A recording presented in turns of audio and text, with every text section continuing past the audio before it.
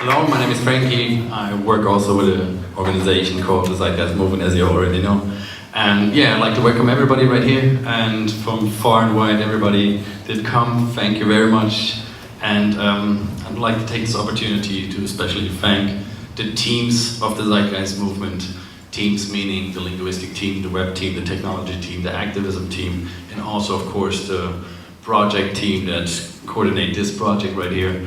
The whole German chapter did a huge, great job with establishing this event right here within a month. So I'd like to thank everybody personally, and yeah, good to see you here. I think Peter Joseph don't need any introduction. I think everybody knows right here who he is. So yeah, short and precise. Thank you, and I hand the mic over to Peter.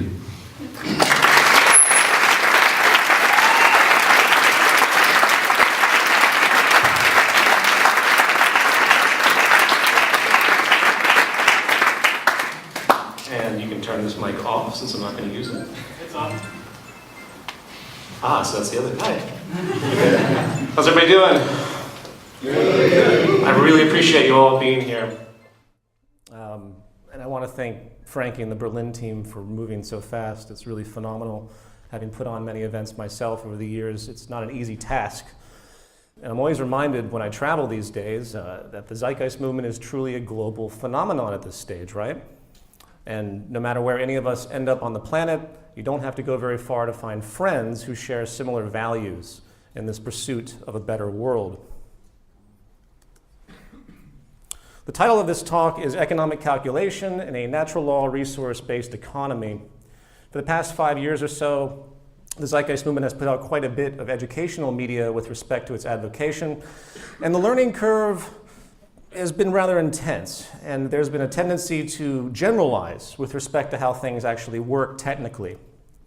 This is the contents of this presentation, and in part 1 and 2, I'm going to refine the inherent flaws of the current market model regarding why we need to change, along with relaying the vast prospects we now have to solve vast problems, improve efficiency, and generate a form of abundance that could meet all human needs. The active term, which has gained a good deal of popularity in the past couple of years, is called post-scarcity, even though that word is a little bit misleading semantically, as I'll explain. And in part 3, I will work to show how this new society generally works in its structure and basic calculation. I think most people on the planet know that there's something very wrong with the current socioeconomic tradition. They just don't know how to think about the solution, or more accurately, how to arrive at such solutions. And until that is addressed, we're not going to get very far. And on that note, in a number of months, a rather substantial text is going to be put into circulation, available for free, and also in print form or download form at cost. It's a nonprofit expression. This will be finished hopefully by the first of the year, and this will be the definitive expression, at least in the condensed form, of the movement, something that's been long overdue. It's called the Zeitgeist Movement Defined, and it will serve as both an orientation and a reference guide, and we'll have probably over 1,000 footnotes and sources. Once finished, an educational video series will be put out in about 20 parts to reduce the material, along with a workbook to help people that want to learn how to talk about these ideas, because we basically need more people on an international level to be able to communicate, as I try to do. It's a very important thing. And I think the movement, basically the future of the movement, I should say, rests in part on our capacity to create a well-oiled international educational machine with consistent language coupled with real design projects and their interworkings. Part 1. So why are we even here? Is this type of large-scale change what the movement advocates really needed? Can't we just work to fix and improve the current economic model, keeping the general framework of money, trade, profit, power, property, and the like? The short answer is a definitive no, as I'm going to explain. If there is any real interest to solve the growing public health and environmental crises at hand, this system needs to go. Market capitalism, no matter how you wish to regulate it or not regulate it, depending on who you speak with, contains severe structural flaws which will always, to one degree or another, perpetuate environmental abuse and destabilization, and human disregard and caustic inequality. Put another way, environmental and social imbalance and a basic lack of sustainability, both environmentally and culturally, is inherent to the market economy, and it always has been. The difference between capitalism today and, say, the 16th century is that our technological ability to rapidly accelerate and amplify this market process has brought to the surface consequences which simply couldn't be understood or even recognized during those early primitive times. In other words, the basic principles of market economics have always been intrinsically flawed. It has taken just this long for the severity of those flaws to come to fruition. So let me explain a little bit. From an environmental standpoint, market perception simply cannot view the earth as anything but an inventory for exploitation. Why? Because the entire existence of the market economy has to do with keeping money in circulation at a rate which can keep as many people employed as possible. In other words, the world economy is powered by constant consumption. If consumption levels drop, so does labor demand, and so does the available purchasing power of the general population, and hence so does demand for goods, as money isn't there to buy them. This cyclical consumption is the lifeblood of our economic existence. And the very idea of being conservative or truly efficient with the Earth's finite resources in any way is structurally counterproductive to this needed driving force of consuming. And if you don't believe that, ask yourself why virtually every life support system on this planet is in decline. We have an ongoing loss of topsoil, ever-depleting freshwater, atmospheric and climate destabilization, a loss of oxygen-producing plankton in the ocean, which is critical to marine and atmosphere ecology, the ongoing depletion of fish populations, the reduction of rainforests, and so forth. In other words, an overall general loss of critical biodiversity is occurring and increasing. And for those not familiar with the critical relevance of biodiversity, billions of years of evolution has created a vastly interdependent biosphere of planetary systems, and disturbing one system always has an effect on many others. And this, of course, is no new observation. In 2002, 192 countries, in association with the United Nations, got together around something called the Convention on Biological Diversity, and they made a public commitment to significantly reduce this loss by 2010. And what changed 8 years later? Nothing. In their official 2010 publication, they state, none of the 21 sub-targets accompanying the overall target of significantly in reducing the rate of biodiversity loss by 2010 can be said definitively to have been achieved globally. Actions to promote biodiversity receive a tiny fraction of funding compared to infrastructure and industrial developments. I wonder why. Moreover, biodiversity considerations are often ignored when such developments are designed. Most future scenarios project continuing high levels of extinctions and loss of habitats throughout this century. In a 2011 study published, which was in part a response to an overall general call to isolate and protect certain regions to ensure some security of this biodiversity, found that even with millions of square kilometers of land and ocean currently under legal protection, it has done very little to slow the trend of decline. They also made the following highly troubling conclusion, combining this trend with the state of our resource consumption. The excess use of the Earth's resources, or overshoot, is possible because resources can be harvested faster than they can be replaced. The cumulative overshoot from the mid-1980s to 2002 resulted in an ecological debt that would require 2.5 planet Earths to pay. In a business-as-usual scenario, our demands on planet Earth could mount to the productivity of 27 planets by 2050. And there's no shortage of other corroborating studies that confirm, to one degree or another, we are indeed greatly overshooting the annual production capacity of the Earth, coupled with pollution and collateral destruction caused by industrial and consumer patterns. Again, This kind of research has been published for many decades now. And why is it that with all this mounting data, we can't seem to curb life support depletion and our overshooting consumption trends? Is it because there are too many people on the planet? Is it because we're just utterly incompetent and have no conscious control over our actions? No. The problem is that we have a global economic tradition still in place, rooted in 16th century pre-industrial handicraft-oriented thought that places the act of consuming, buying and selling as the core driver of all social unfolding. The best analogy I can think of is to consider the gas pedal on a car. The more consumption of fuel, the faster it goes, and buying things in our world is the fuel. If you slow down consumption, economic growth slows, people lose jobs, purchasing power declines, and things become destabilized and so forth. So I hope it is clear that the system simply does not reward or even support environmental sustainability in the form of conservation. In fact, it doesn't even reward sustainability in the form of any kind of earthly or physical efficiency, as I will talk more at length of in a moment. Instead, it rewards servicing, turnover, and waste.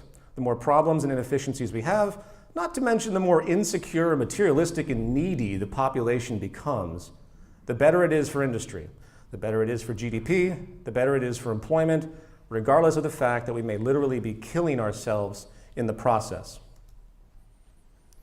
My friend John McMurtry, a philosopher in Canada, refers to this state as the cancer stage of capitalism, a system which is now destroying its host, us and the earth, almost unknowingly, because very few today really understand how unsustainable the core driving principles of the market really are. The second structurally inherent consequence I want to mention is the fact that market capitalism is indeed empirically socially destabilizing. It creates unnecessary and inhumane inequality along with resulting unnecessary human conflict. In fact, I would say capitalism's most natural state is conflict and imbalance. And I would categorize two forms of conflict in the world: national and class. I'm not going to spend much time on the causes of national warfare, as it should be fairly obvious to most of us at this point.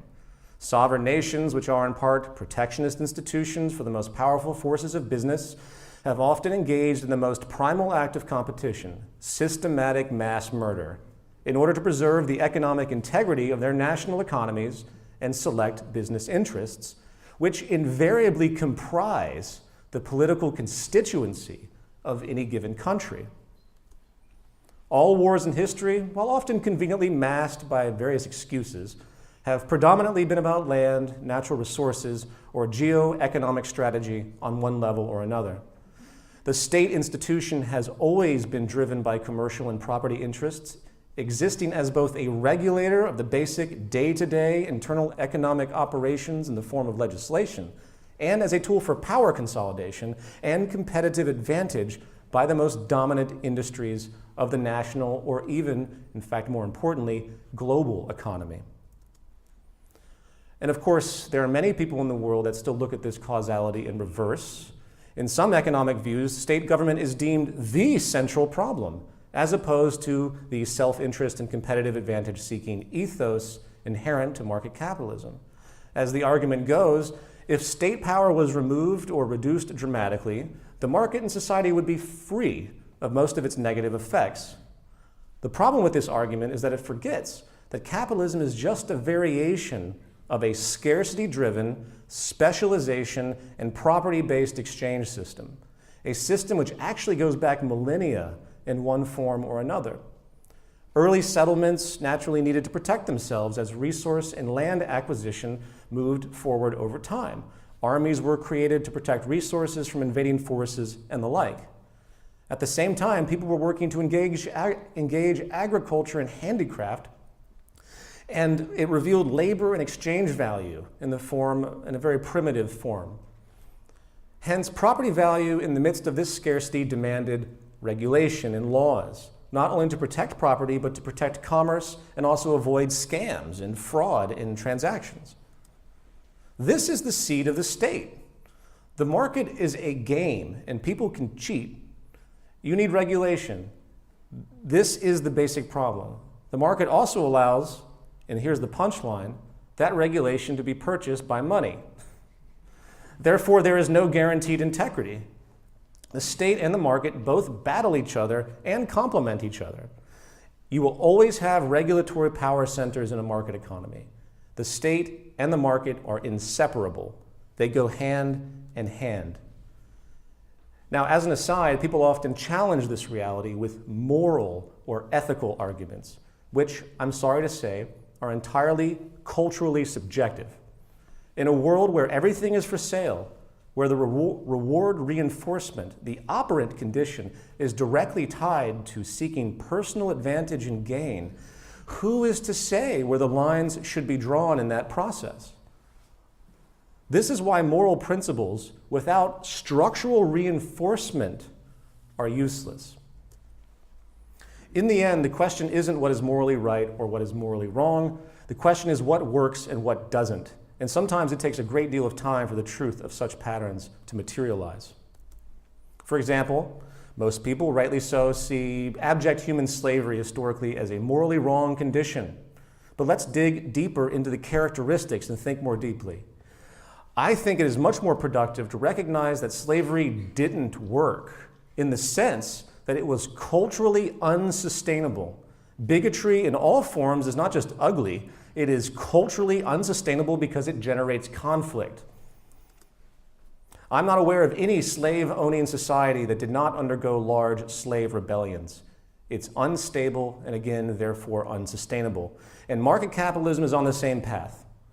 There are more slaves in the world today operating within the bounds of the market economy than any time in human history. And I have little doubt that if we get through this rough period of time without destroying ourselves by war, uprisings, or ecological collapse, people in the future will look back at our world today with the same disgust regarding our human rights violating economic system as we today look back upon the period of abject human slavery. Class warfare. This leads us well into the subject of class warfare and socioeconomic inequality. The long history of so-called socialist outcry has largely been about this constant and inhumane imbalance on one level or another. A great deal of time has been spent by many critics of capitalism describing how it is indeed a system of exploitation, which inherently separates a society into stratified economic layers with a higher class given dominance over the lower structurally. It's structurally built right in. And if you're one of those people that doesn't agree with this reality, ask yourself why there has been one labor strike after another in the past 300 years, why worker unions even exist, why CEOs often tend to make hundreds of times more money than the common worker, or why 46% of the world's wealth is now owned by 1%, which are almost exclusively of what we could call the capitalist ownership class. Inequality and class separation is a direct mathematical result of the market's inherently competitive orientation, which divides individuals in small groups as they work to compete against each other for survival and security. It is entirely individualistically oriented, driven by a core incentive system based around isolated self-preservation, assuming the need to constantly reinforce one's security financially. Since the market climate, the environment gives no certainty whatsoever of well-being in and of itself. Fear and greed. The rich get richer because the model favors them, and the poor basically stay the same because the system works against them by comparison. It is structurally classed. Those with more money have more options and influence than those with less. You are only as free, as they say, as your purchasing power will allow you to be. And the credit system is a perfect example. Money is treated as nothing more than a product in the credit system, in the banking system. Money is sold by banks via loans for profit, which comes in the form of interest. If you miss payments or violate your contract, often the interest rate does what? It goes up because you are now considered a higher risk consumer. If you fail to meet that interest or future payments, you might default on the loan. Your punishment is the ruining of your credit rating or reputation in the financial circles. And once that happens, your financial flexibility is even more stifled as your economic access is limited. People see this as the way things are, but they don't realize how insidious this is. This compounds the lower classes to stay low for reasons and forces of coercion that are built into the structure that are beyond their control. And I could give many other examples. Everything in this system works against you if you're not affluent in this society. And guess what? These financial policies were created by self-interest, oriented market logic, not some politician or some government. And I won't even go into the fact that the interest charged for the sale of money today doesn't even exist in the money supply itself, which creates a kind of system-based social coercion, forcing the inevitability of credit default over time, along with acts of economic desperation, such as selling property you rather would not to meet your basic needs, or taking labor positions, of course, that you do not appreciate. The market generates desperation as its method of coercion. And this leads into another very common free market confusion I often see in the very popular laissez-faire community. They talk about free trade as trade that is entirely voluntary, as though such a thing could ever exist in an empirical sense. All decisions to trade come from influences and pressures. Only perhaps the super rich, who literally have no need to worry about basic survival due to their wealth, could possibly be said to engage in the act of voluntary free trade. For 99% of the world, we either trade or we don't survive. And that pressure is empirically coercive. And no, it doesn't have to be that way, which is the whole point of this new social model. So with all that aside, and with this understanding that wealth inequality is inherent to capitalism itself, you can't regulate it out, the main issue I want to address here has to do with what class separation and social inequality does to us in the context of public health. It isn't just a simple issue of some having more than others and others suffering the mere material inconvenience or pressure to engage in labor or trade they would rather not have to. It goes way beyond that. Socioeconomic inequality is a poison, a form of destabilizing pollution that affects people's psychological and physiological health in profound ways, while also very often accumulating anger towards other groups, and hence that generation of social instability. The best term I know of that embodies this issue is structural violence. If I put a gun to someone's head, say a 30-year-old healthy male, and pull the trigger and kill him, assuming an average life expectancy of, say, 84, you can argue that possibly 54 years of life was stolen from that person in a direct act of violence. However, if a person is born into poverty, in the midst of an abundant society where it is statistically proven that it would hurt no one to facilitate meeting the basic needs of that person, and yet they die at the age of 30 due to heart disease, which has been found to statistically relate to those who endure the stress and effects of low socioeconomic status, is that death, the removal of those 54 years once again, an act of violence? And the answer is yes, it is. You see, our legal system has conditioned us to think that violence is a direct behavioral act. The truth is that violence is a process, not an act, and it can take many forms. You cannot separate any outcome from the system by which it is oriented. And again, this is virtually absent from the way people think about cause and effect in a socioeconomic system. The effects of market capitalism cannot be reduced, or I should say cannot be deduced logically from local or reductionist examination. It's like things are working like a clock. The market is a synergistic system. The economy is a synergistic system. And the behavior of the whole, meaning large-scale social consequences such as the perpetuation of inequality or violence, can only be assessed in relationship to that whole. This is why there has been one big dichotomy between what market theorists think is supposed to happen in their world and what is actually happening. For example, there is no doubt that poverty and social inequity is and has been causing a vast spectrum of public health problems, both in the context of absolute deprivation, which means not having the money to simply meet up with basic needs such as nutrition, and in the context of relative deprivation, which is a psychological phenomenon related to the stress, the psychosocial stress of simply living in a highly stratified society. One of the greatest predictors of reduced public health is now to be found as social inequity, social inequality. If you compare developed nations by the level of wealth inequality, you will find that those more equal nations have much better health than those with less equality. This includes physical health, mental health, drug abuse, educational levels, imprisonment, obesity, social mobility, trust or social capital, community life, violence, teen pregnancies, and child well-being on average. These outcomes are significantly worse in more unequal rich countries. And yet, again, if you try to reduce and analyze a single person for any of these noted public health factors, you could never know for sure if that person is actually a victim of the psychostress or the absolute or relative violence condition itself. The causality can only be understood on the large scale probabilistically, which is the importance of statistical analysis. So again, the market can only be perceived as a whole to gauge the truth of its effects. This is why our legal system, of course, is so base and primitive.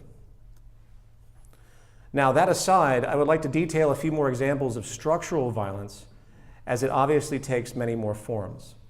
When we see 1.5 million children die each year from diarrheal diseases, an utterly preventable problem that isn't resolved due to a financial limitation across the world, we are seeing the murder of 1.5 children by a system that is so inefficient in its process, it cannot make the proper resources available in certain regions, even though that they are there.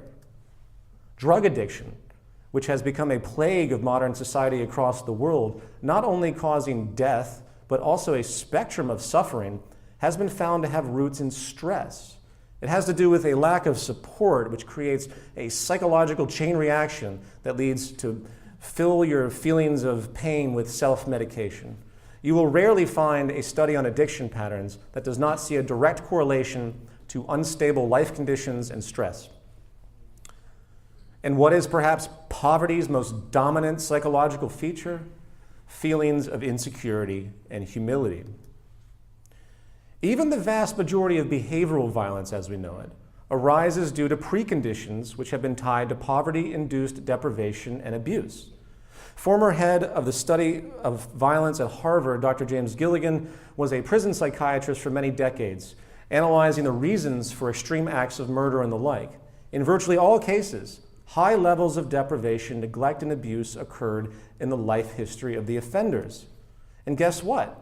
Poverty is the single best predictor of child abuse and neglect.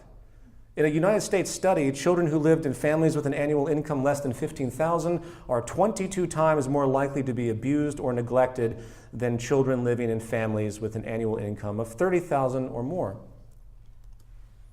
Aristotle said, "Poverty is the parent of revolution and crime."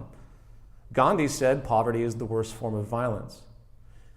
And the interesting thing about all this is that we are all possible victims of its effects, for every time you hear about an act of theft, violence, murder, or the like, chances are the origins of that behavior were born out of a preventable form of deprivation. I say preventable because today there is absolutely no technical reason for any human being to live in poverty and resource deprivation. Solving social inequality is not just a nice thing to do. It is a true public health imperative, just like making sure our water isn't polluted so we don't get diseases. And each of us have no idea when we might be subjected to, say, the violence bred by this deprivation. It's a form of blowback, if you will. Just like how some social theorists think about the reasons for modern terrorism from abused countries. A country like the United States bombs some town, the people in that town lose everything. Certain people are deeply affected and find no other emotional recourse but to act in the most violent way they can in revenge. And the next thing you know, a bomb explodes at a coffee shop in your city, killing your sibling. In short, if you want to produce a violent criminal or gang mentality, let them be raised in an environment where they are reinforced with the sense that society doesn't care about them, and hence they have no need to care about society. This is the trademark, this is the core characteristic of the capitalist social order. And as a final aside before I move on, I find it incredibly interesting that the vast majority of the civil rights institutions today, or human rights institutions today, which still demand more race, gender, creed, and political equality, tend to do very little to address the roots of economic inequality.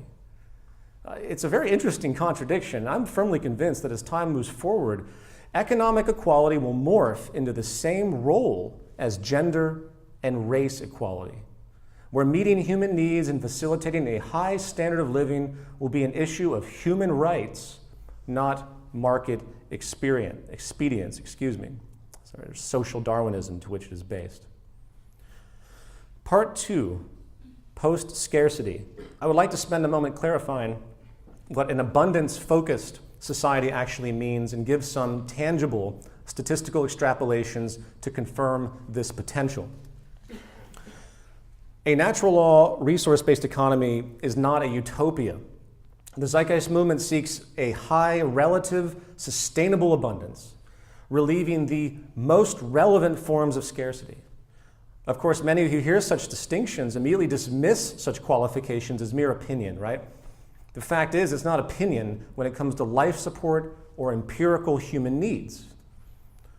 Relative sustainable abundance means seeking more than enough to meet all human needs and beyond while keeping ecological balance. The most relevant forms of scarcity means we differentiate between scarcity as it relates to human needs and scarcity as it relates to human wants, as they are not the same. Unfortunately, market logic pretends that they are, right? The market cannot separate needs from wants. And this gets to the root of the life-blind value system disorder which continues to distort our culture. The logic goes like this. If there exists any form of scarcity of anything on any level, then we need money in the competitive market to regulate it. Let me explain this a little bit more. One of our international lecture team members, Matt Berkowitz, did a radio interview with a very popular Austrian economist a little while back. And when the subject of scarcity came up, this economist responded with, "Not everyone can have a fancy steak or a Ferrari." This was his definitive view of what scarcity means. Now that may be true. Not every human being can have a 500-room mansion with 3 jets parked in the front lawn with half the continent of Africa as his or her backyard. You see, in theory, we could conjure up anything and use such luxury-based scarcity defenses to support the existence of the competitive market.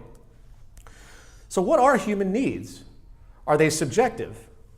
Human needs have been created by the process of our physical and psychological evolution. And not meeting these virtually empirical needs results, as noted before, in a statistically predictable, destabilizing spectrum of physical, mental, and social disorders. Human wants, on the other hand, are cultural manifestations, which have undergone enormous subjective change over the course of time, revealing in truth something of an arbitrary nature. Now, this isn't to say neurotic attachments can't be made to wants, so much so that they start to take the role of needs. That's a phenomenon that occurs readily in our materialistic society, in fact. This is exactly why the previously noted wealth imbalance issues, namely the psychosocial stress response resulting from social comparison, is what it is. It's a part of our evolutionary psychology in many ways. But this is partly why more unequal societies also are the more unhealthy societies, because we perpetuate it. So the Zeitgeist movement is not promoting an infinite, universal abundance of all things, which is clearly impossible on a finite planet. Rather, it promotes a post-scarcity or abundance worldview with an active recognition of the natural limits of consumption on the planet while seeking equilibrium. And what separates the world today from the world of the past is that our scientific and technological capacity has reached an accelerating point of efficiency. We're creating a high standard of living for all the world's people based on current cultural preferences, in fact, is now possible within these sustainable boundaries without the destructive need to compete through the market mechanism. This is made by what has been called ephemeralization, a term coined by engineer R. Buckminster Fuller. And the recognition is very simple. The amount of resources and energy needed to achieve any given task has constantly decreased over time, while the efficiency of that task has increased, paradoxically. An example is wireless satellite communication, which uses exponentially less materials than traditional large gauge copper wire, and of course is more versatile and effective. In other words, we are doing more with less continually. And this trend can be noticed in all areas of industrial development, from computer processing or Moore's law to the rapid acceleration of human knowledge or information technology. And it isn't just physical goods. It also applies to processes or systems. For example, the labor system via automation today shows the exact same pattern. Industry has become more productive with less people, ever-increasing machine performance with ever-decreasing energy and material needs over time per operation. Now, as a brief tangent, some might have noticed I keep saying this word or this phrase, high standard of living. What does that mean? Who is to say what a high standard of living should be? The answer to that question is not who, it is what. And what determines our standard of living is the current state of technology in many ways, and what is required to keep, of course, social and environmental sustainability on a finite planet. That's basically the equation. If we as a society wish to keep the value of constant materialism, growth, and consumption, promoting the virtue of having infinite wants, then we might as well just kill ourselves right now, as that is going to be the end result if we continue to push past the limits of the physical world with respect to our resource exploitation and the loss of biodiversity. So I want to make it very clear. This new economic proposal isn't just about seeing how the market is obsolete per se, given our new powerful awarenesses of technical efficiency. It is also about the fact that we need to get out of the market paradigm as fast as we can before it causes even more damage. Okay, post-scarcity. The 4 categories I want to cover in detail regarding this are food, water, energy, and material goods. And please note that for food, energy, and water, this is actually a very conservative assessment, using statistics and measures based only on existing methods that have been put into industrial use, not theoretical things that people talk about all the time. And all I'm going to do is scale this out, applying a systems theory context. Food. According to the United Nations, 1 out of every 8 people on Earth, nearly 1 billion people suffer from chronic undernourishment. Yet it is admitted that there is enough food produced today by traditional market methods alone to provide everyone in the world with at least 2,720 kilocalories per day, which is more than enough to maintain basic health for most. Therefore, just in principle right now, the existence of such a large-scale number of chronically hungry people reveals at a minimum that there is something fundamentally wrong with the global industrial and economic process. According to the Institution of Mechanical Engineers, quote, it is estimated that 30 to 50% of all food produced never reaches a human stomach. And this figure does not reflect the fact that large amounts of land, energy, fertilizers, and water have also been lost in the production of foodstuffs, which simply end up as waste. And while there is certainly an imperative to consider the relevance of these waste patterns, it appears that the most effective and practical means to overcome this global deficiency entirely is to update the system of food production itself with the most strategic localization in order to reduce the waste caused by inefficiencies in the current global supply chain. And perhaps the most promising of these arrangements is something called vertical farming, which I assume many are familiar with. Vertical farming has been put to test in a number of regions with extremely promising results regarding efficiency and conservation. This method of abundant food production will not only use less resources per unit output, causing less waste, have a reduced ecological footprint, increase food quality and the like. It will also use less surface of the planet. It uses less land area than we're doing today. It can even be done offshore. It's that versatile, enabling types of food as well that certain climates and regions simply couldn't produce because it's enclosed.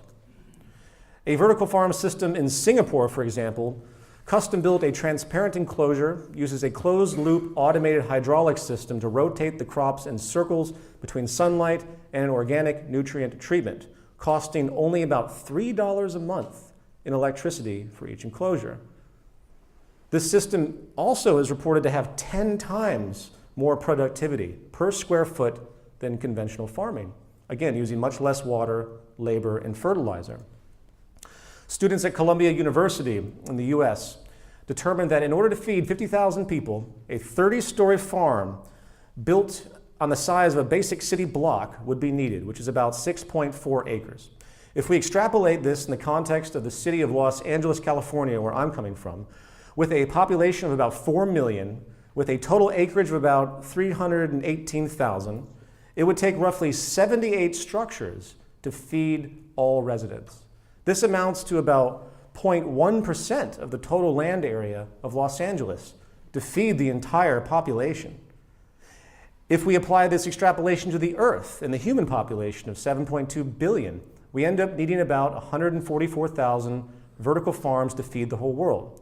This amounts to about 921,000 acres of land to place these farms, which, given about 38% of the Earth's land is currently being used for traditional agriculture, we find that we only need about 0.006% of the Earth's existing agricultural land to meet production requirements.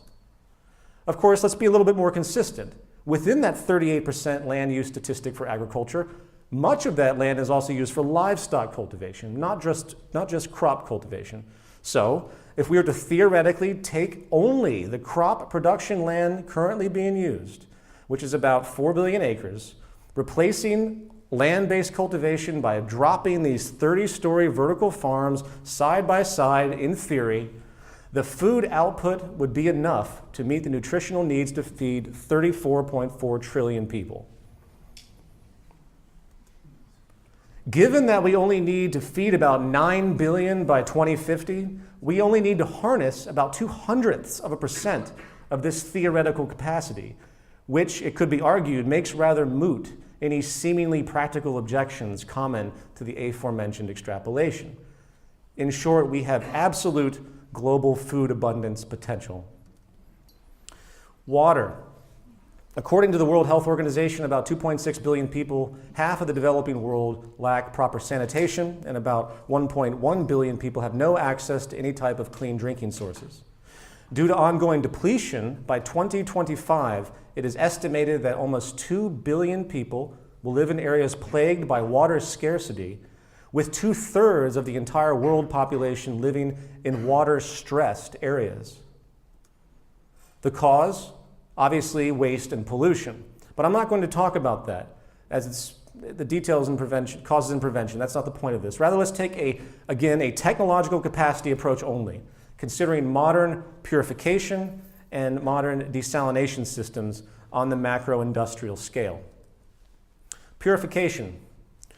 The average person today globally uses about 1,385 cubic meters of water per year, and this factors in all industrial activity as well, such as agriculture.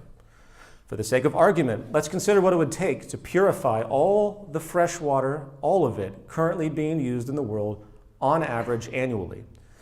Given the global average of 1,385 cubic meters and a population of 7.2 billion, we arrive at a total annual use of about 10 trillion cubic meters. Using a New York State, USA UV disinfection plant as a base measure, which has an output capacity of roughly 3 billion cubic meters a year, taking up about 3.7 acres of land, we would need 3,327 plants to purify all the water used by the entire global population, taking up about 12,000 acres of land. Now, of course, needless to say, there are many other factors that come into play, such as power needs, location, and the like. That's fair enough.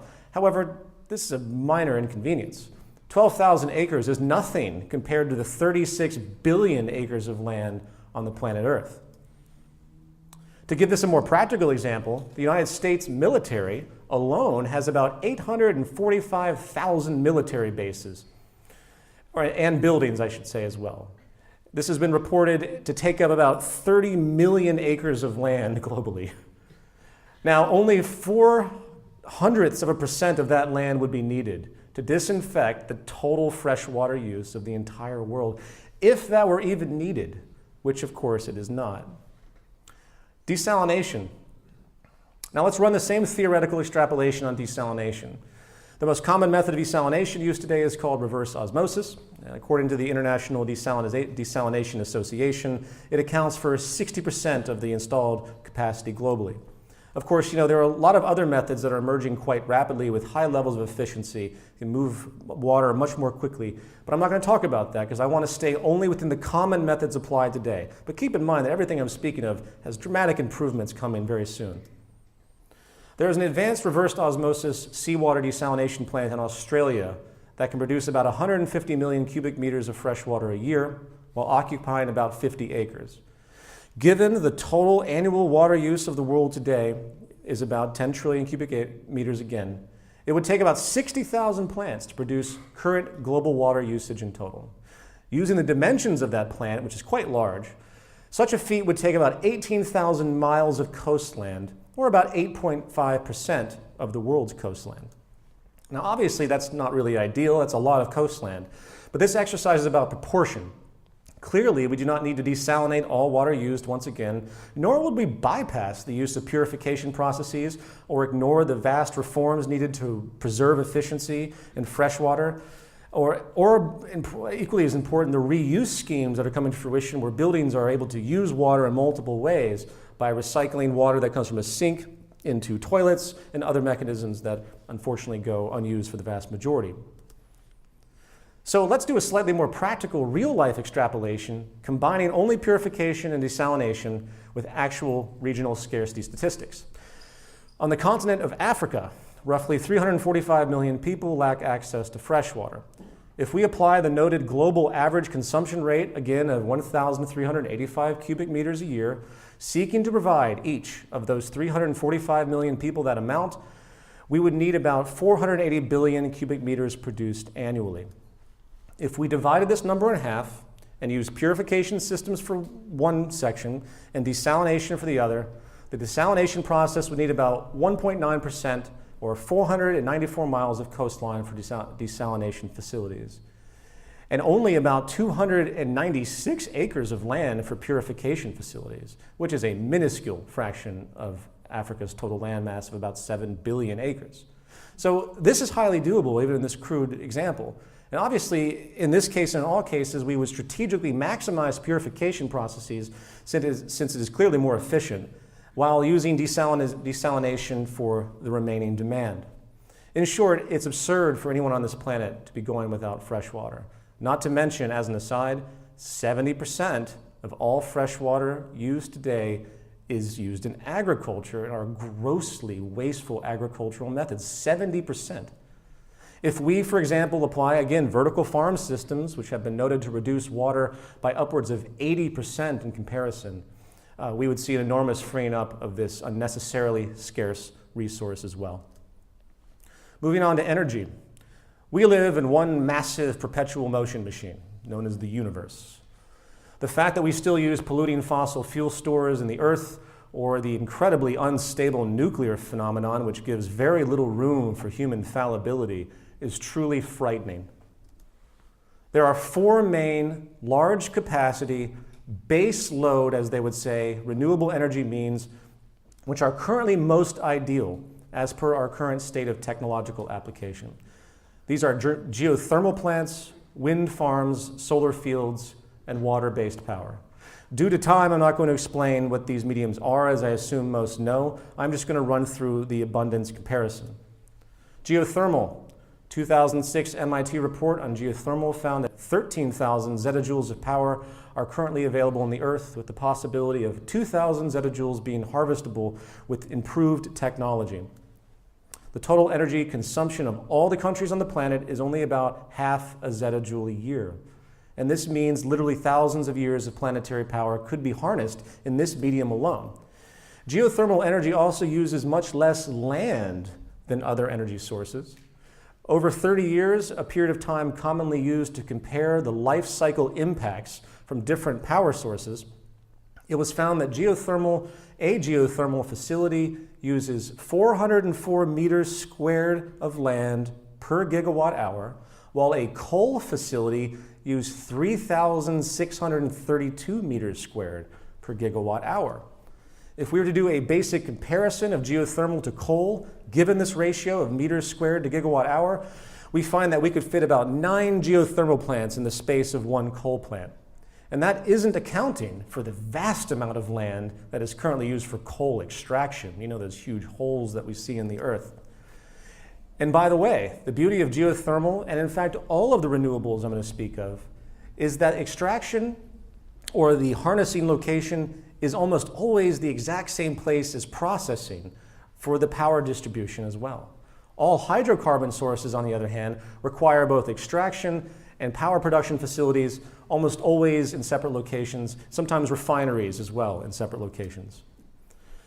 In 2013, it was announced that a 1,000 megawatt power station was to begin construction in Ethiopia. We're going to use this as a base, theoretical for extrapolation.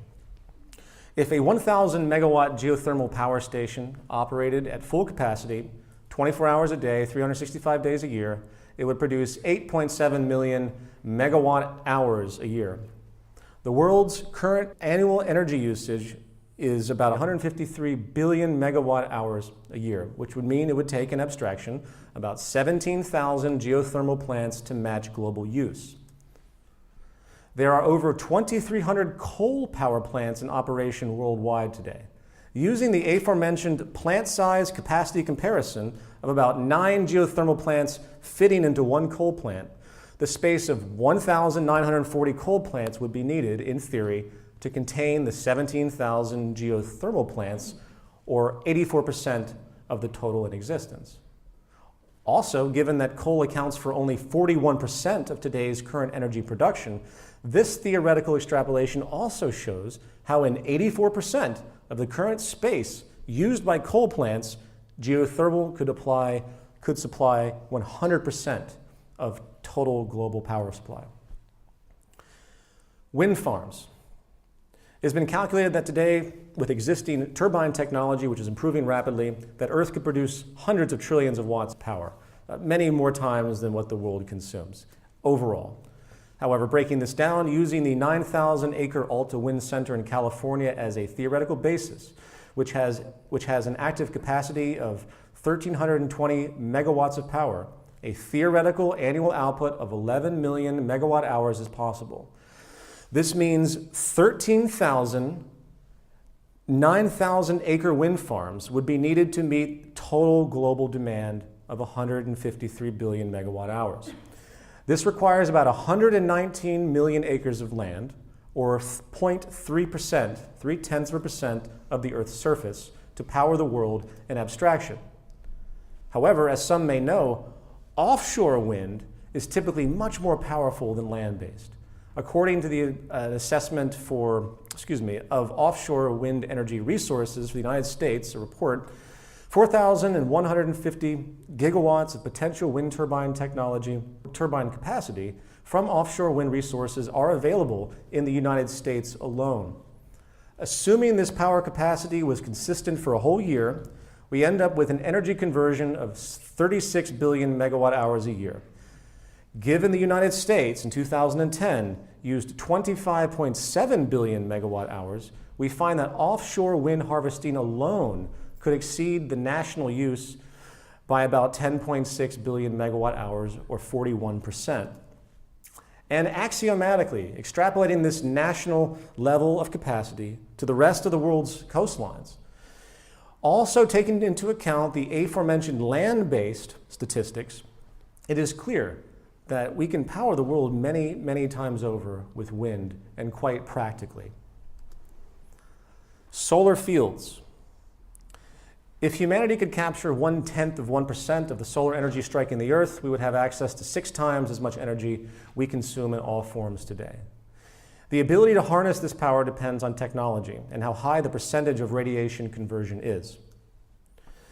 The Ivanpah solar electric system in California, it's a 3,500 acre field with an annual stated generation of about 1 million megawatt hours. If we were to extrapolate using this as the theoretical basis, as we had before, it would take about 142,000 fields or about 500 million acres of land to theoretically meet current global energy use. That's about 1.5% of total land on Earth. Deserts cover about 1/3 of the world, or about 12 billion acres, and they tend to be fairly conducive to solar fields, while often less conducive to life support for people. Given the roughly 500 million acres theoretically needed to power the world as noted, only 4.1% of the world's deserts would be needed to contain these fields. Land that pretty much just otherwise sits there. Water-based power. There are 5 dominant types of water-based power: wave, tidal, ocean current, osmotic, ocean thermal, and water course. Overall, the technology for harnessing ocean in general is in its infancy, but the potential is vast. And based on traditional estimates, here is what the accepted global potentials have been estimated at using existing methods. We're not applying advanced technology that's not in application yet. This all figures up to be about 150,000 terawatt hours a year, or 96% of current global use of the half of a zettajoule. Pretty much enough power to power the world in one medium alone, if applied. However, to give a sense of growing technological potential, because I think this is important, considering how, again, technology and water-oriented power is deeply in its infancy, recent developments in ocean current harnessing technology, the currents that go underneath the ocean, which can embrace much lower speeds now than they used to, it has been estimated that ocean current alone could now theoretically power the entire world if applied correctly. So let's recap.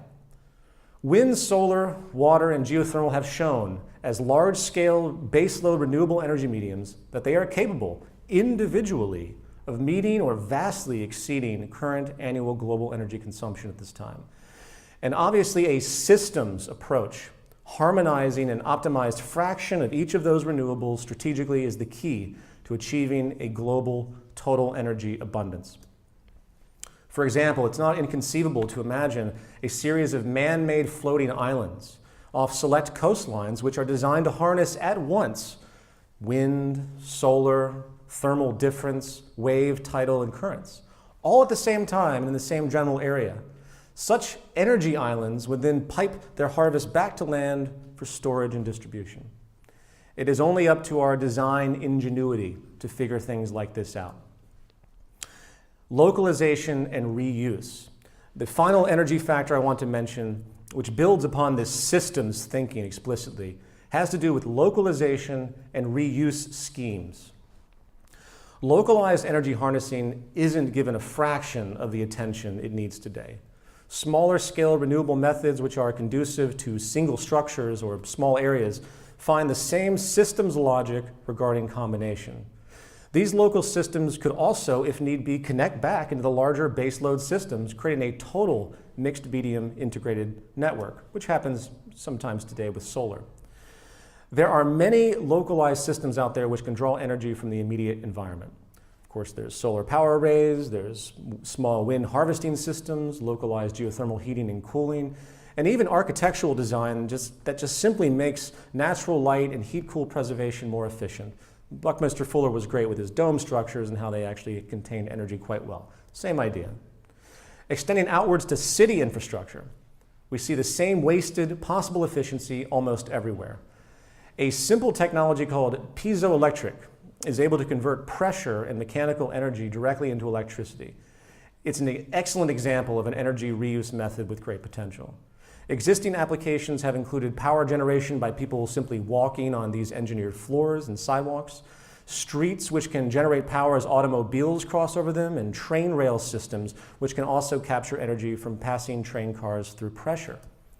It has been suggested by people that have studied this that a stretch of road less than 1 mile long, 4 lanes wide, a highway, and trafficked by about 1,000 vehicles per hour can create about 0.4 of a megawatt of power, which is enough to power 600 homes.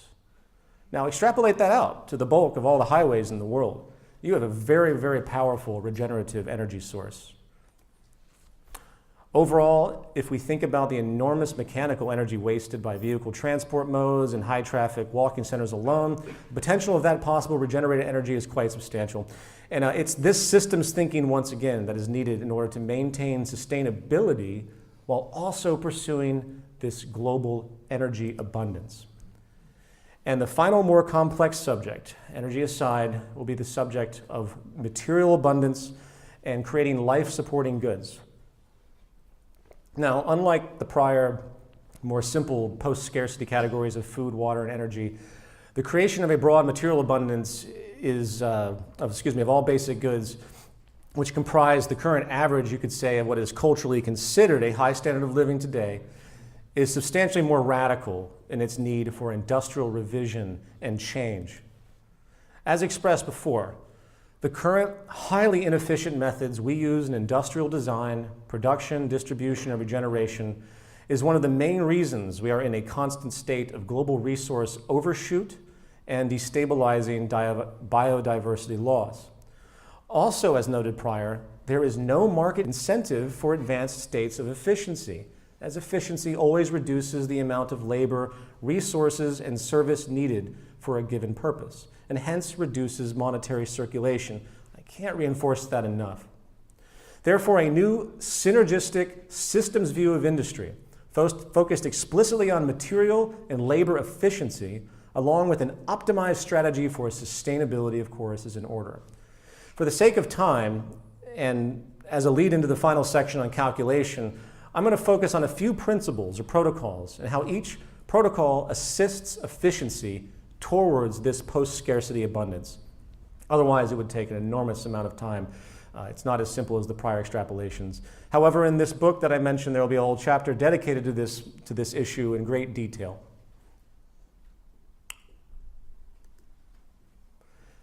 Access, not property. A property-based society incentivizes the preference to own a given product rather than rent or gain access to as needed. I'm a filmmaker, and while I do rent some things occasionally, it's much more cost-effective and smart to buy things because they have resale value. This incentive of universal ownership is incredibly wasteful when we examine actual use time of a given good. Facilitating a means of access where things can be literally shared will allow many more to gain use of goods they otherwise could not, along with there being less production of those goods in proportion. In a natural law resource-based economy, we seek to create an access abundance, not a property abundance, which is inherently wasteful. And as an aside, it's also important to note that property is not an empirical concept. Only access is empirically valid. Property is a protectionist contrivance. Access is the reality of the social and human condition. In order for you to truly say own a computer, you have to have had, alone, come up with the entire technological process that made that thing, along with the ideas that comprise the tools you might have used to make that computer. This is literally impossible and is what destroys the early labor theory of value property stuff that's put forward by classical economists. There's no such thing as property. There's only access and sharing, no matter what social system you employ. Designed in recycling. Contrary to our intuition, there's no such thing as waste in the natural world. Not only from the standpoint of the biosphere, which reuses everything in its process, the 92 main naturally occurring elements, periodic table, that comprise all matter cannot be exhausted. Humanity has given very little consideration to the role of material regeneration and how all of our design practices must account for this recycling. In fact, as some may know, the highest state of this recycling will eventually come in the form of nanotechnology. Nanotechnology will eventually be able to create goods from the atomic level up and disassemble them right back down to the almost virtual starting point. It is the ultimate form of recycling. And by the way, I'm not suggesting this. I'm not suggesting that nanotechnology is even needed at this time, as though that's what we're doing right now. It's just, this is a great principle to reference as far as regenerative importance. Today, industry has little sense of synergy in this context. Recycling is an afterthought. Companies continue to do things such as blindly coat materials with chemical paints and the like that distort the properties of those materials, making the materials less salvageable or maybe completely unsalvageable to current recycling methods. Happens all the time. So long story short, strategic recycling just might be the most core seed of a continued abundance. Every landfill on Earth is just a waste of potential. Number 3, strategic confirmation of good design to the most conducive and abundant materials known.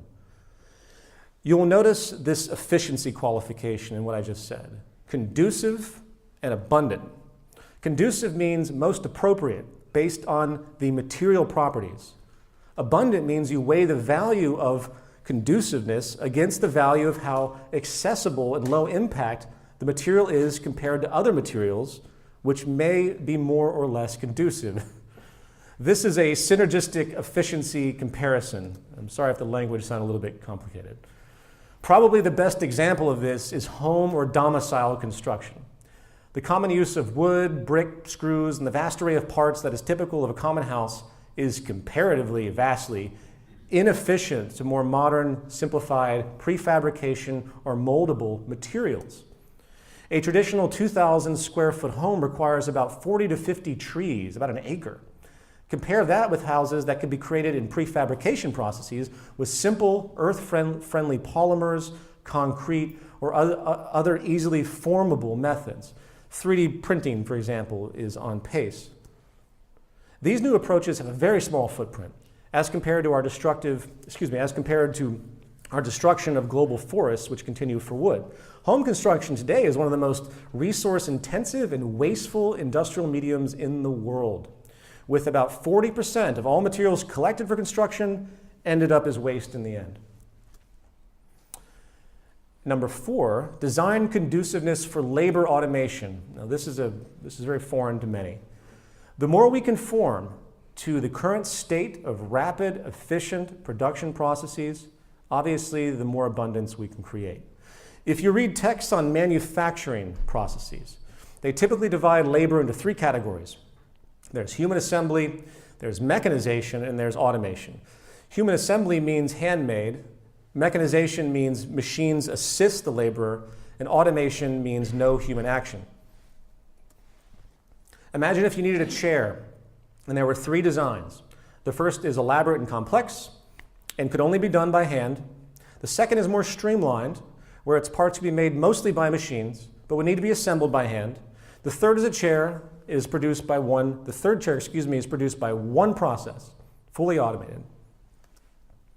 The latter chair design would be the design goal, in theory, of this new approach. What this would do is reduce the complexity of the automation process with little to no human labor. Imagine a production plant that not only produces cars, it can produce virtually any kind of industrial product comprised of the same basic shared materials. This is very feasible. This would increase output substantially. In other words, we are optimizing the means of production. And as an aside, many who see stuff like this, they think that this means there's not going to be any variety in the future. That's just going to be cold and uniform, and everyone gets the same thing. No, I'm just using this as an example to make an efficiency point. Being conducive to automation does not mean universal uniformity of design, because the incredible amount of variance possible in our current automation technology is amazing and accelerating. Modular robotics, there's many different self-changing machines that can create a great amount of variance. All this means is the existing processes in their current state should be respected to ease production.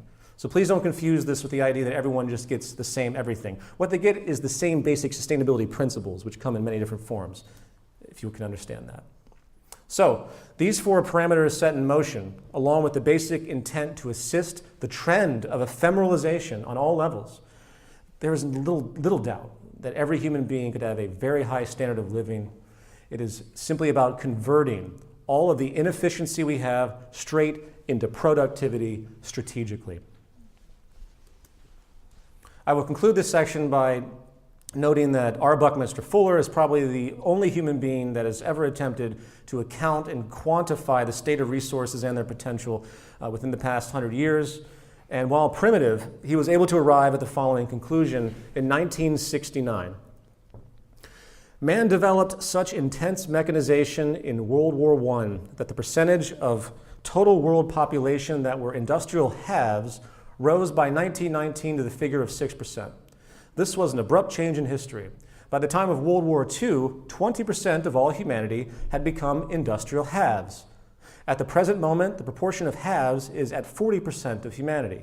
If we up the performances of resources from the present level to a highly feasible overall efficiency of 12% more, increasing by 12% our use holistically, on average, all humanity can be provided for. The exponential increase in information technology since 1969, along with the applied technology and advanced synergetic understandings we have today, I suspect now far exceeds, we are way beyond the 12% efficiency increase that he saw as needed. The problem now, in part, is conforming to industrial conduciveness appropriately, which is currently not done. And this leads us to part 3, economic organization and calculation. Now, if you're wondering why I spent so much time on the prior points of post-scarcity and those two core problems inherent to market capitalism, social imbalance and environmental imbalance, it's because you cannot understand the logic of the economic factors involved in this model without those prior awarenesses. A natural law resource-based economy is not just a progressive outgrowth of our increased capacity to be productive as a species, as though we would just gradually evolve out of the market system step by step into this approach. No, the dire need for this system's removal needs to be realized once again.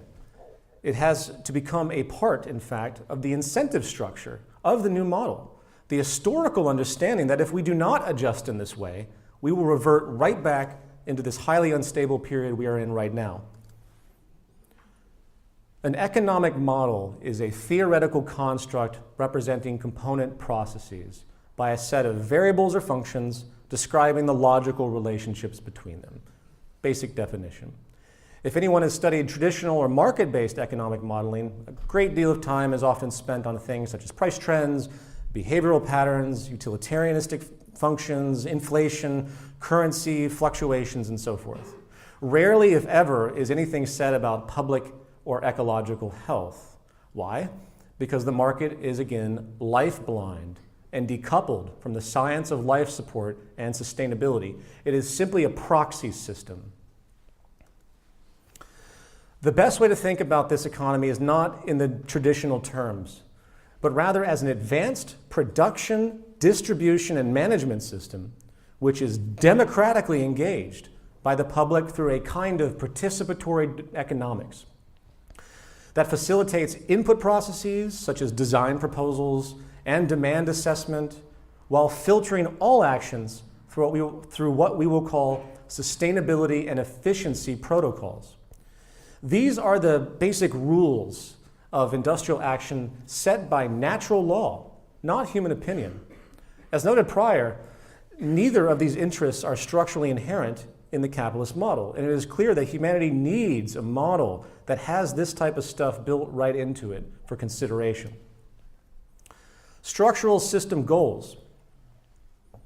All economic systems have structural goals, which may not be readily apparent. Market capitalism's structural goal, as described, is growth and maintaining rates of consumption high enough to keep people employed at any given time, and employment requires also a culture of real or perceived inefficiency, and that essentially means the preservation of scarcity in one form or another. That is its structural goal, and good luck getting a market economist to admit to that. This model goal is to optimize technical efficiency and create the highest level of abundance we possibly can within the bounds of earthly sustainability, seeking to meet human needs directly. System overview. One of the great myths of this model is that it is centrally planned. I'm sure many of us have heard this. What this means, based on historical precedent, is that it is assumed that an elite group of people basically will make the economic decisions for a society.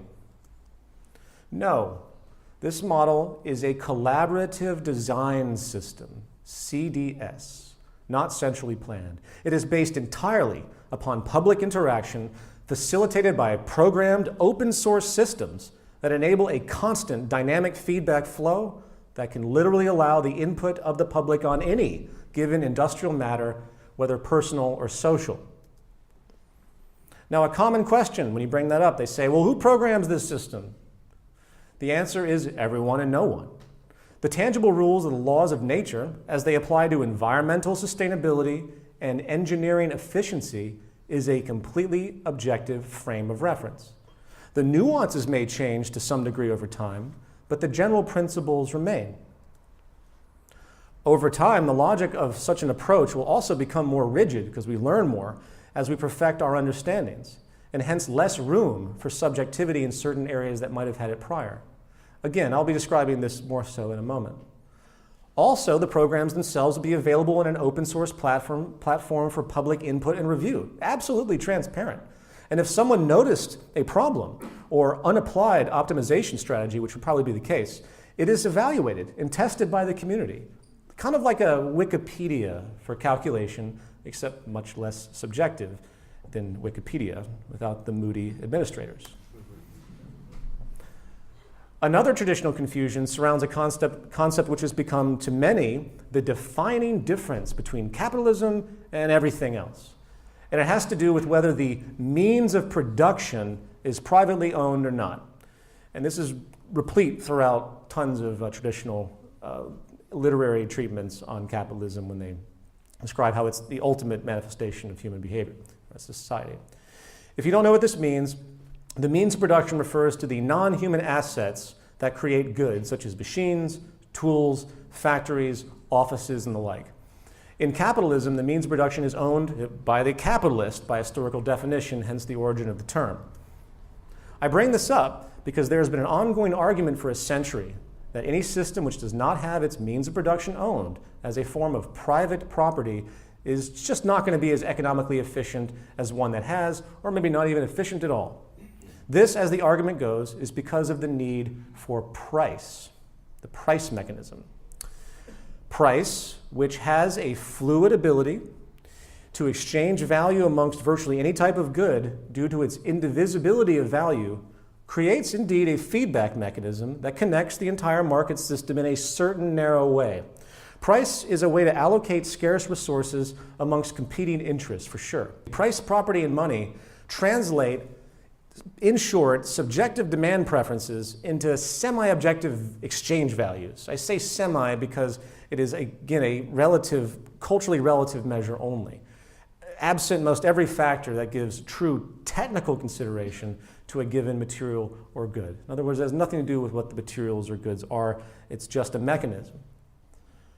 Perhaps the only real technical data, in fact, I would say, that price embraces, very crudely, relates to resource scarcity and labor energy. Resource scarcity and labor energy. You can basically find that in price. So in this context, the question becomes, moving on, is it possible to create a system that can equally, if not more efficiently, facilitate feedback with respect to consumer preference, demand, labor value, and resource or component scarcity without the price system, subjective property values, or exchange? And of course there is. The trick is to completely eliminate exchange and create a direct control and feedback link between the consumer and the means of production itself. The consumer becomes part of the means of production, and the industrial complex, if you will, becomes nothing more than a tool that is accessed by the public to generate goods. In fact, as alluded to prior, the same system can be used for just about any societal calculation, virtually eliminating the state government, in fact, and politics as we know it. It is a participatory decision-making process. And as an aside, as far as the fact that there will indeed always be scarcity of something in the world, which is the very basis of existence of price, market, and money, human beings can again either understand the dire need to exist in a steady state relationship with nature and the global human species for cultural and environmental sustainability or not. We can either continue down the same path we are now or become more aware or responsible to the world and to each other, seeking post-scarcity and using natural law rules of sustainability and efficiency to decide how to best allocate our raw materials or not. But I think the former is the most intelligent path. I state that because, again, this resource argument always comes down to the abstractions of resources. The abstraction of scarcity. It never qualifies what scarcity is in certain contexts. It doesn't separate scarcity, and that's the fatal flaw between human needs and human wants. Also, I want to point out another fallacy, which of this private ownership of the means production, a fallacy of this broad concept is its culture lag. Today, we are seeing a merger of capital goods, consumer goods, and labor power. Machines are taking over human labor power, becoming capital goods, while also reducing in size to become consumer goods. I'm sure most everyone in this room has a home paper printer. When you send a file to print from your computer, you are in control of a mini version of a means of production. What about 3D printers? In some cities today, there are now 3D printing labs, which people can send their design to print in physical form. The model I'm going to describe is a similar idea. The next step is the creation of a strategically automated industrial complex, localized as much as possible, which is designed to produce, through automated means, the average of everything any given region has found demand for. Think about it. On-demand production on a mass scale. Consider for a moment how much storage space, transport energy, and overrun waste is immediately eliminated by this approach. I think the days of large, wasteful, mass-producing economies of scale are coming to an end. Well, if we want them to. This type of thinking, true economic calculation, by the most technical sense of the term, I can't reiterate that enough, we are calculating to be as technically efficient and conservative as possible, which again, almost paradoxically, is what will facilitate a global access abundance to meet all human needs and beyond. Structure and processes, moving on. So I'm going to walk through the following three processes: the collaborative design interface and industrial schematic, resource management, feedback and value, and general principles of sustainability and the macro calculation. The collaborative design interface is essentially the new market. It's a market of ideas. This system is the first step in any production interest. It can be engaged by a single person. It can be engaged by a team if you have friends and you want to put it together, sort of like how businesses think. It can be engaged by everyone. It is open source and open access. And your concept is open to input from anyone interested in that good genre or anyone that's online that cares to contribute. Obviously, it comes in the form as a website, as I stated. And likewise, whatever exists as a final decision, whatever is put into production, even though in theory everything will be under modification at all times, but what has been approved, if you will, is digitally stored in a database which makes that good available to everyone, sort of like a goods catalog, except it contains all of the information digitally that is required to produce it. This is how demand is assessed. It's feedback and it's immediate. Instead, of course, of advertising and the unidirectional consumer good proposal system, which it is, that we have today where corporations basically tell you what you should buy, with the public generally going with the flow, favoring one good component or feature, using price, of course. If they don't like something, then clearly they won't produce it anymore, to weed out supply and demand. This system works the opposite way. The entire community has the option of presenting ideas for everyone to see and weigh in on and build upon. And whatever isn't of interest simply won't be executed to begin with. There's no testing here, such as you would see with marketing, which is incredibly wasteful. It's as simple as that. The actual mechanism of proposal will come in the form of an interactive design interface, such as we see with computer-aided design, or CAD as it's called, or more specifically computer-aided engineering, which is a more complicated synergistic process. And as an aside, some see computer-aided design programs as they exist as having an enormous learning curve, and of course they do. But just as the first computers were very difficult code-based interfaces, which were later replaced by small little programs in the form of graphic icons that we're also familiar with, the future CAD-type programs can be oriented in the exact same way to make them more user-friendly. And obviously, not everyone has to engage in design. Some people, like most people today, they appreciate what's been created prior. They absorb and they use what other people have come up with. So there's a diminishing law of returns in a lot of ways, if you will. Not everyone has to get in there, and that's, you have some role to do this. But many will, and many will enjoy the process. And of course, you can customize things as you go, which is a great point. I mean, there's minor things that can happen with a product that someone doesn't know anything about, but maybe they just want to change the color and that's it. Obviously, that doesn't take a lot of education. More importantly, technically speaking, the beauty of these design and engineering programs today is that they incorporate advanced physics and other real-world natural law properties. So a good isn't just viewable in a static 3D model. It can be tested right there, digitally. And while some testing capacity might be limited today, it's simply a matter of focus to perfect such digital means. For example, in the automotive industry, long before new ideas are built, they run them through similar digital testing processes.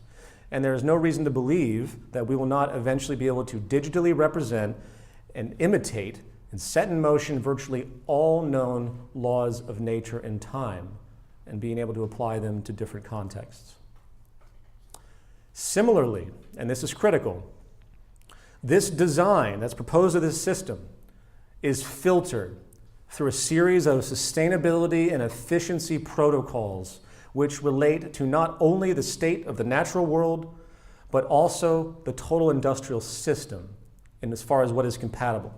Processes of evaluation and suggestion would include the following: strategically maximize durability, adaptability, standardization of genre components, strategically integrated recycling conduciveness, as I mentioned before, and strategically conducive designs themselves, making them conducive for labor automation. I'm going to go through these each quickly. Durability just means to make the good as strong and as long-lasting as relevant. The materials utilized, comparatively assuming possible substitutions due to levels of scarcity or other factors, would be dynamically calculated, likely automatically, in fact, by the design system to be most conducive to an optimized durability standard. Adaptability. This means that the highest state of flexibility for replacing component parts is made.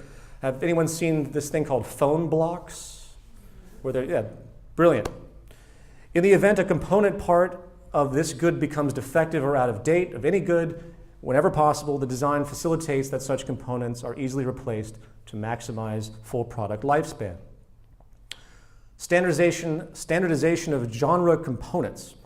All new designs either conform to or replace, if they're updated, existing components which are either already in existence or outdated due to a comparative lack of efficiency.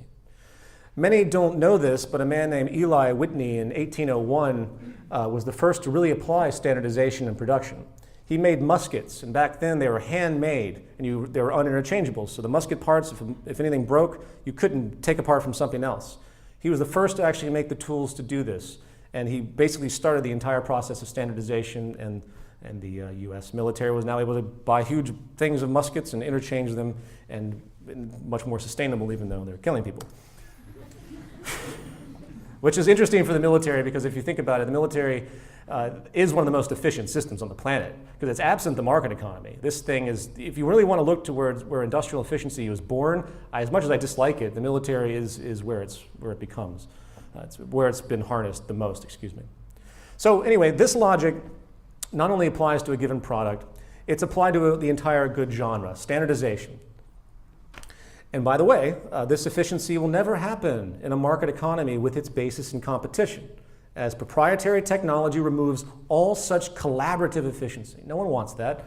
No one wants to share everything like that. Otherwise, people wouldn't have a need to go back to their company of the root company and buy the part. They would go somewhere else, or they'd have access to it in other means.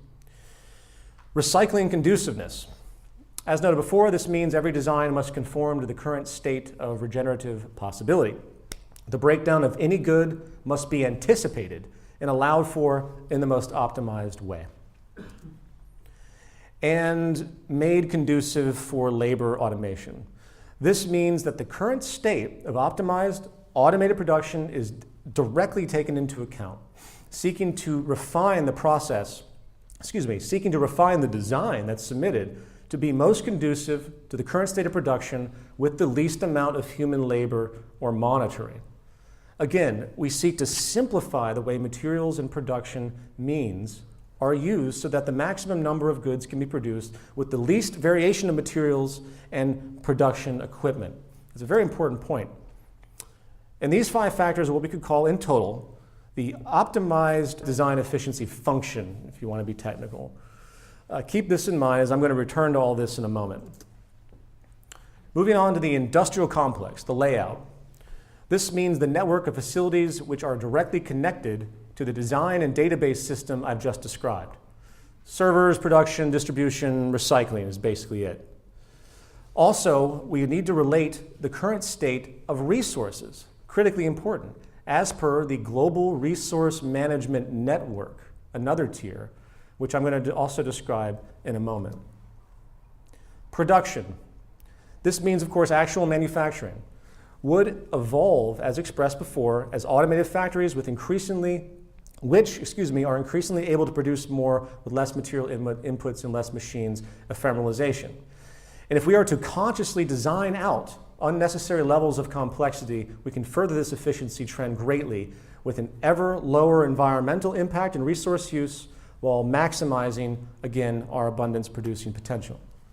The number of production facilities, whether homogeneous or heterogeneous as they would be called, would be strategically distributed topographically based around population statistics. Very simple stuff. It's no different than how grocery stores work today, where they try to average distances as best they can between pockets of people and neighborhoods. You could call this the proximity strategy, which I'll mention again in a moment. Distribution.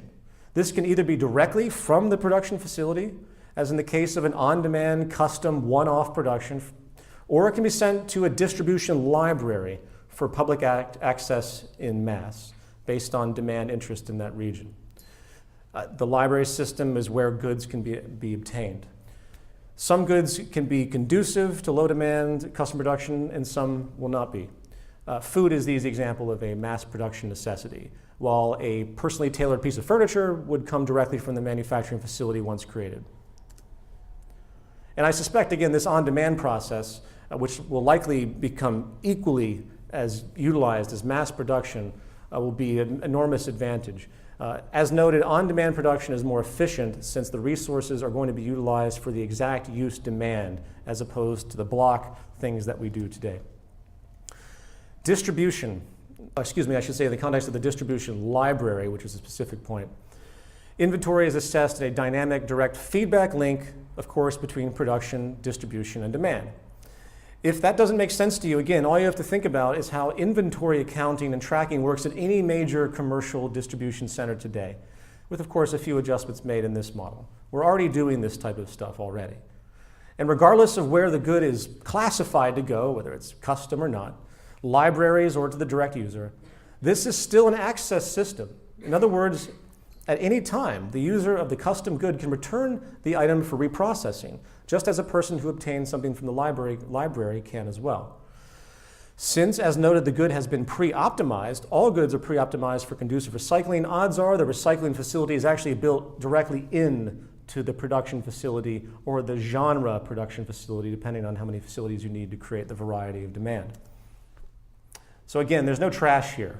Whether it's a phone, a couch, a computer, a jacket, a book, everything goes back to where it came from for direct reprocessing. Ideally, this is a zero waste economy. Resource management, feedback, and value.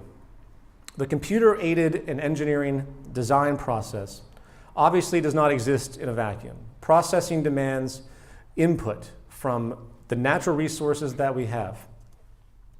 So connected to this design process, literally built into the optimized design efficiency function noted prior, is dynamic feedback from an earth-wide accounting system which gives data about all relevant resources which pertain to all productions. Today, most major industries keep periodic data of their genre materials as far as how much they have, but clearly it's difficult to ascertain due to the nature of corporate secrets and the like. But it's still done, and regardless, to whatever degree necessary this is possible, whatever degree technically possible this is, all resources are tracked and monitored in as close to real time, ideally, as possible. Why? Mainly because we need to maintain equilibrium with the Earth's regenerative processes at all times, while also, as noted before, work to strategically maximize our use of the most abundant materials, while minimizing anything with emerging scarcity. Value. As far as value, the two dominant measures which will undergo constant dynamic recalculation through feedback as industry unfolds is scarcity and labor complexity. Scarcity value without a market system could be assigned a numerical value, say 1 to 100. 1 would denote the most severe scarcity with respect to current rate of use, and 100 the least severe. 50 would mark the steady state dividing line. For example, if the use of wood lumber passes below the steady state level of 50, which would mean consumption is currently surpassing the Earth's natural regeneration rate, this would trigger a countermove of some kind. Such as the process of material substitution, hence the replacement for wood in any given future productions, finding alternatives. And of course, if you're a free market mindset listening to this, you're likely going to object at this point by saying, without price, how can you compare value of one material to another or many materials? Simple. You organize genres, or groups of similar use materials and quantify as best you can their related properties and degree of efficiency for a given purpose. And then you apply a general numerical value spectrum to those relationships as well. For example, there are a spectrum of metals which have different efficiencies for electrical conductivity. These efficiencies can be quantified. And if they can be quantified, they can be compared. So if copper goes below the 50 median value regarding its scarcity, calculations are triggered by the management program to compare the state of other conducive materials in its database, compare their scarcity level and their efficiency, preparing for substitution, and that kind of information goes right back to the designer. And naturally, this type of reasoning might indeed get extremely complicated, as again, there's numerous resources and numerous efficiencies and purposes, which is exactly why it's calculated by a machine, not people. And it's also why it completely blows the price system out of the water when it comes to true resource awareness and intelligent management. Labor complexity. This simply means estimating the complexity of a given production. Complexity in the context of an automated-oriented industry can be quantified by defining and comparing the number of process stages, if you will. Any given good production can be foreshadowed as to how many of these stages of production it will take. It can then be compared to other good productions, ideally in the same genre, for a quantifiable assessment. The units of measurement are the stages, in other words. For example, a chair that can be molded in 3 minutes from simple polymers in one process will have a lower labor complexity value than a chair which requires automated assembly down a more tedious production chain with mixed materials. In the event a given process value is too complex or inefficient in terms of what is currently possible in production, or too inefficient by comparison to an already existing design of a similar nature as well, the design, along with other parameters, would be flagged and would be reevaluated. And again, all of this comes from feedback from the design interface, and there's no reason to assume that with ongoing advancement in AI, artificial intelligence, wouldn't be able to feedback not only the highlight of the problem, but it would also create suggestions or substitutions for you to understand in the interface. Microcalculation. Okay, let's put some of this reasoning together, and I hope everyone can bear with me. If we were to look at good design in the broadest possible way with respect to industrial unfolding, we would end up with about 4 functions or processes, each relating to the 4 dominant linear stages of design, production, distribution, and recycling. The following propositions should be obvious enough as a rule structure. All product designs must adapt to optimize design efficiency. They must all adapt to optimize production efficiency, and they must adapt to optimize distribution efficiency, and they must adapt to optimize recycling efficiency. Seems redundant, but this is how we have to think about it. Here is a linear block schematic as shown before, and the symbolic logic representation, which embodies the sub-processes or functions I'm now going to very generally break down. Process 1, the design. Optimize design efficiency. A product design must meet or adapt to criteria set by what we have called the current efficiency standards. This efficiency process has 5 evaluative sub-processes, as noted before earlier in the presentation: durability, adaptability, standardization, recycling conduciveness, maximized automation conduciveness. Further breakdown of these variables and logical associations can figuratively be made as well, of course, which I don't think is conducive for this type of presentation because we're going to get lost in ever-reductionist minutiae. But for more detail, this stuff will be developed much more and be put into this text as I've just described, which will be available for free. I'm going to try and do my best to give the general efficiency process here. So in the end, when it comes to this design efficiency process set, we end up with this design function at the top. And I'll list just to see it, I'll list all of the function meanings at the end. We move on to process 2, production efficiency. In short, this is the digital filter that moves design to one of 2 production facility types. One for high demand or mass goods, and one for low demand or custom goods. The first uses fixed automation, meaning unvaried production, ideal for high demand. And the second, flexible automation, which can do a variety of things, but usually in shorter runs. This is a distinction that's commonly made in traditional manufacturing terms. This structure assumes only 2 types of facilities, of course. Obviously, there could be more, based on the production factors. But if the design rules in the process are respected, as expressed before, there shouldn't be much variety. And over time, things get simpler and simpler. So to state this, I'm just going to run through it for those that like to hear things spelled out like this.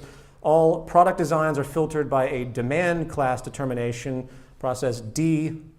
The demand class determination process filters based on the standard set for low demand or high demand.